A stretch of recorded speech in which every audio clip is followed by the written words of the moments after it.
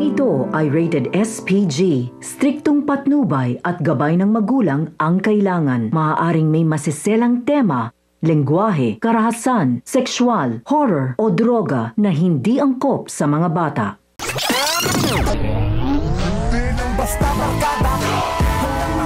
Buong akala nga ni Olga ay walang nakakita sa kanya nang sila ay papaalis na at kampante siya sa pagkamatay ni Mokang ay lalong titindi ang galit ng mag-ama sa isa't isa. Dito nga, habang nakatago si Bubbles ay kitang-kita ng kanyang dalawang mata kung paano pagtangkaan ni Olga si Tanggol na siyang sinalag ni Mokang dahilan ng pagkamatay nito. Sa kabilang banda, matapos dalhin ni Tanggol sa simbahan ang walang buhay na si Mokang ay sabay nila itong ililibing ni Bubbles.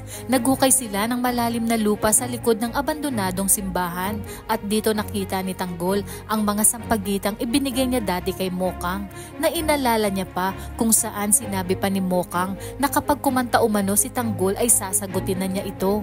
Kaya't lalong napagtanto ni Tanggol na talagang minahal din pala siya ni Mokang dahil hanggang sa huli ay dala-dala pa rin ito ang mga lumang sampagita.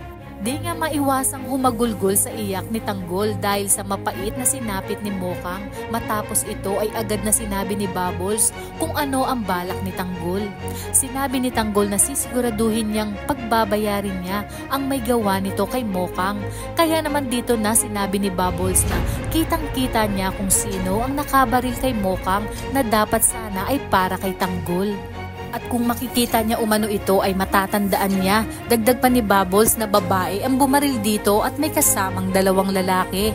Kaya naman nawala na ang kanyang hinala na ang asawa ni Mokang na si Alberto ang bumaril dito.